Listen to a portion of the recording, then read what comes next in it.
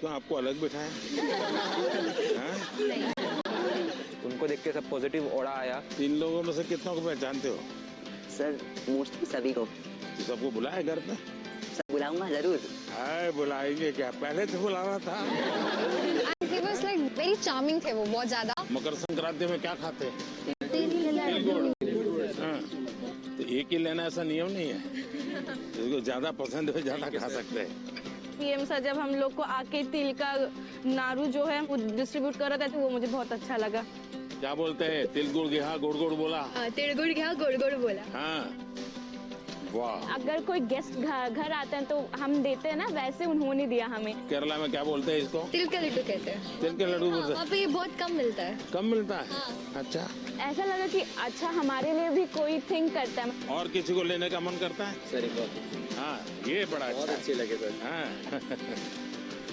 बैठिए। अच्छा भैया बताइए, ये तिल गुड़ खाने का कौन सा मौसम अच्छा होता है? सर्दियाँ। सर्दियाँ। क्यों खाते हैं? शरीर को गर्म रखता है। ये सर। शरीर को गर्म रखता है। तो आप लोग पोषण के संबंध में क्या जानते हैं? जो अपने बॉडी के लिए सर जो भी मिनरल्स चाहिए सब उसकी बस रिक्वायरमेंट को अपन को नहीं, लेकिन अगर उसका ज्ञान ही नहीं तो क्या करेंगे? एक्चुअली इंडिया में मिलेट्स को प्रमोट करते हैं क्योंकि millets is filled with nutrition. Millet किस किसने खाए हैं? खाया होगा सबने, लेकिन आपको मालूम नहीं होगा। बाजरा, रागी, सब खाते हैं। अच्छा, मिलेट को दुनिया में क्या स्थान मिला पता है? India is the highest producing and also consuming country. लेकिन 2023 में यूनाइटेड नेशंस ने 23 को ईयर ऑफ द मिलेट कह के घोषित किया था और पूरी दुनिया में मिलेट को प्रमोट किया। और ये भारत का प्रस्ताव था। भारत सरकार का बड़ा आग्रह है कि पोषण के संबंध में बहुत ही जागरूकता होनी चाहिए। कई बीमारियों को रोकने का काम पोषण से हो जाता है। और मिलेट को क्या कहते हैं हमारे यहाँ? सुपर फूड कहते हैं। तो आप में से कितने लोग हैं जो 12 महीने घर में कुछ न कुछ मिलेट का होता है? सर आटे के साथ मिक्स करके, थोड़ा गेहूं, थोड़ा सा ज्वार बाजरा मिक्स करके सर। हमारे यहाँ देखा होगा आपने, कुछ चीजें परंपरा में जोड़ दिए। कोई भी नया फल आता है, नई सीजन आती है, तो पहले भगवान को चढ़ाते हैं और उसका एक उत्सव होता है। हर जगह पे होता है। और फिर उसको खाते हैं, उसको कहते हैं प्रसाद। इसका मतलब हुआ कि सीजन में जो फल होता है वो परमात्मा को भी जरूरत पड़ती है खाने की। तो हम तो इंसान हैं, हमने सीजन का फल खाना चाहिए कि नहीं खाना चाहिए? यस सर, खाना चाहिए सर। आप में से कितने लोग हैं जो इस सीजन में गाजर चबा करके खाते हैं? गाजर का हलवा तो खा लेते होंगे। Yes sir. जूस ले लेते होंगे। आपको लगता है पोषण के लिए क्या खाना इसका महत्व है? Yes sir. क्या न खाना इसका भी महत्व है? Yes sir. क्या नहीं खाना चाहिए? Junk food. Yes sir. Oily food. मैदा इसलिए नहीं खाना चाहिए क्योंकि वो ब्लड शुगर लेवल हाई कर देता है। हाँ। अच्छा, ये तो पता चलता है कभी कभी क्या खाना क्या नहीं खाना, लेकिन कैसे खाना ये पता है? हमारे दांत कितने होते हैं? 32। 32। तो कभी कभी स्कूल में टीचर भी बताते हैं, घर में माँ बाप भी बताते हैं कि 32 दांत है तो कम से कम 32 बार चबाना चाहिए। तो कैसे खाना, ये भी तो इम्पोर्टेंट है। Yes sir. तो आप लोग में से कितने हैं जो खाते समय कभी पता ही नहीं, पोस्ट ऑफिस में डालते ऐसे डाल देते हैं, या कोई दोस्त है साथ में तो मन में लगता है ये ज्यादा खा जाएगा तो। अच्छा, आप में से कितने लोग हैं जिनने पानी पीते समय पानी का टेस्ट महसूस किया है? यानी पानी का भी टेस्ट लेते हैं, बड़ा मजा लेते हैं, ऐसे कितने लोग हैं? Yes sir. ऐसा नहीं करते होंगे, दौड़ते आते होंगे स्कूल में? नहीं सर। नहीं, देखिए सच बताना यार, ऐसा मत करो। सच में सर। हम जैसे चाय चुस्की लेके भरते हैं ना, कभी पानी भी ऐसे पी करके देखना चाहिए, पानी का टेस्ट महसूस करना चाहिए। तो कैसे खाना, क्या खाना, तीसरी बात है कब खाना। सर शाम को अचार नहीं खाना होता, सलाद नहीं खाना होता। सलाद सुबह खाएंगे तो बहुत अच्छा रहेगा। करीब हमारे 7 बजे से पहले ही खाना हो जाना चाहिए। ये जैन कम्युनिटी में भी बहुत फॉलो होता है क्योंकि हमारा जो पचन होता है वो ज्यादा अच्छे से होता है। हमारे यहाँ देश में किसान कब खाते हैं? दोपहर को सर। जितना मैं किसानों को जानता, सुबह 8 साढ़े 8 बजे भरपूर खा लेते हैं और फिर खेत में चले जाते हैं, दिन भर काम करते हैं।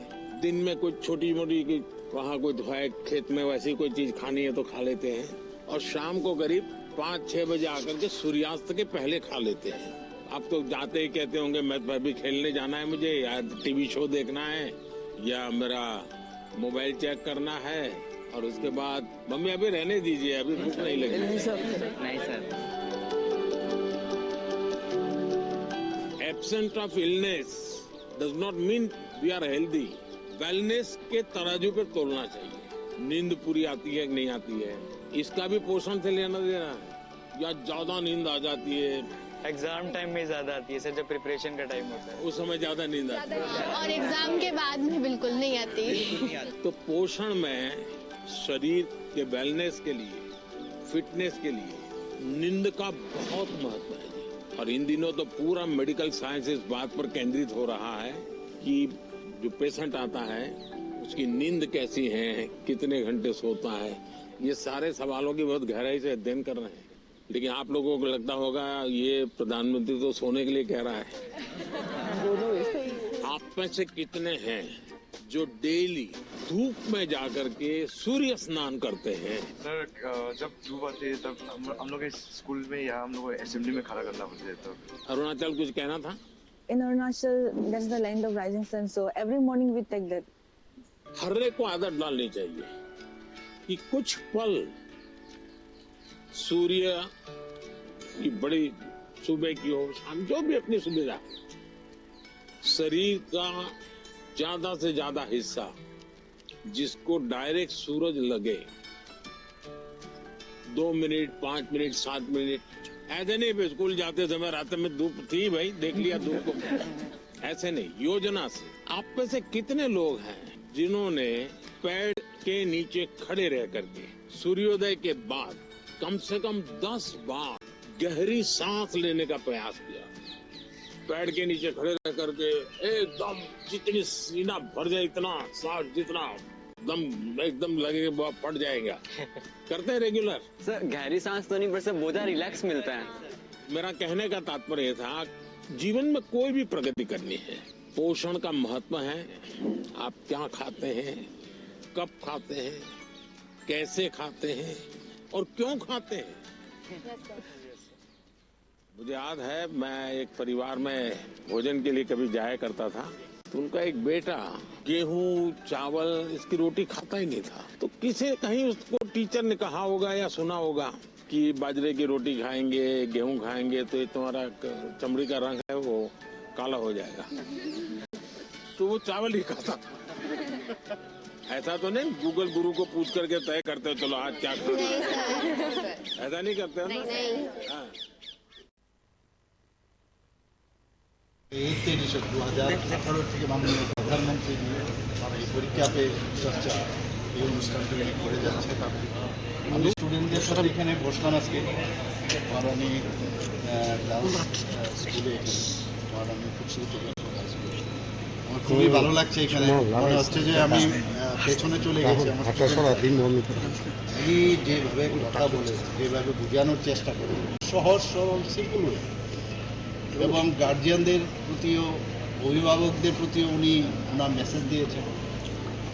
টিচার যারা আছেন টিচারদের প্রতিও উনি ওনার মেসেজ দিয়েছেন। আমি নিজেও একজন টিচার ছিলাম, আমি আমার অভিভাবক, আর যারা স্টুডেন্ট আছে স্টুডেন্টদের প্রতিও উনি একটা মেসেজ দিয়েছেন। এবং এখানে প্রায় 21st চ্যাপ্টার 21টার মতো চ্যাপ্টার ছিল, একটার পর একটা। এবং আমাদের ত্রিপুরার একটা ছেলে ছিল, খুব ভালো লাগলো, ওনাকে জিজ্ঞেস করছে যে তুমি কি করে বিলুনিয়া ছিল, তো বলছে যে তুমি কি করে আসো। শুনেই ত্রিপুরার সম্পর্কে এমনি আপনারা জানেন যে একটা আলাদা ফিলিংস ওনার আছে। তো বলছে যে তুমি কি করে ওখানে এলে এবং কোনো পয়সা দিতে হয়েছে। সব আমরা দেখলাম, খুব ভালো লাগলো, we are proud of him. তো বেশ সুন্দরভাবে সে বলছিল। মেইন হচ্ছে স্ট্রেস ছাড়া জীবনকে কীভাবে সামনের দিকে এগিয়ে নিয়ে যাওয়া, সেই সম্পর্কে উনি বলছেন। পরীক্ষা সময় আমার খুব স্ট্রেস থাকতে হবে, পরীক্ষাই আমার কাছে সব। উনি বলছেন জীবনকে শেখা নাকি বইকে শেখা, জীবনকে শিখতে হবে, বইও শিখতে হবে, কিন্তু জীবনকে বই আমি শিখলাম, আমি পরীক্ষায় আমার রেজাল্ট খারাপ হলো, এতে আমার জীবন নষ্ট হয়ে যাবে সেরকম। পরীক্ষা ভালো করার পরেও অনেকে দেখা যায় সাকসেস সেই রকমভাবে হয় না। যিনি নাকি জীবনকে জিতেছেন সে সাকসেসফুল অনেক বেশি হয়ে যায়। অনেক বিষয় আলোচনা করেছেন উনি পরিবেশ নিয়েও কথা বলেছেন, এবং বাচ্চাদের যখন ফিরে আসছিলেন তখন জিজ্ঞেস করলেন তোমাদের আজকের এই লেসনের মধ্যে সবচেয়ে কোনটা বেশি ভালো লাগে। উনি বললেন যে আমার সবচেয়ে ভালো লাগলো, বাচ্চাগুলো আমাদের স্টুডেন্টগুলো বললো যে পরিবেশ নিয়ে মা কে নাম কে রোকা নাম, এই যে বিষয়টা সবাই কিন্তু খুশি হয়েছে। তো এই যে বিষয়গুলো একটার পর একটা উনি করে যান। আমরা সবাই জানি যে আমাদের প্রধানমন্ত্রী লাস্ট সানডে এভরি মান্থ উনি যেটা বলেন আমাদের মন কি বাত অনুষ্ঠান, সব বিষয় মিলেই সবসময় একটা মেসেজ সমস্ত বিষয়।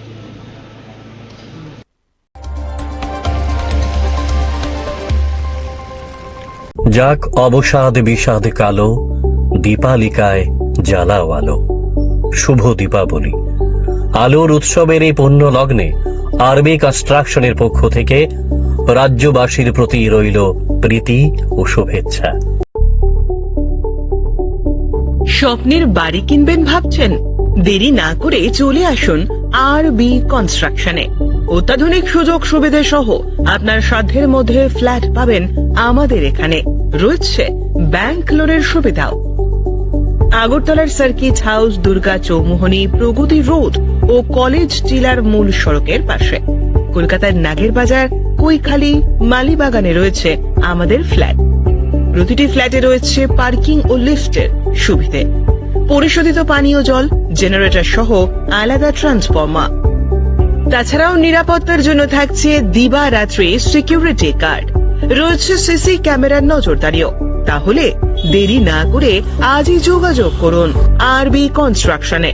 আমাদের ঠিকানা আরবি construction, Jhuma Chakraborty, circuit house, পুরনো রাজ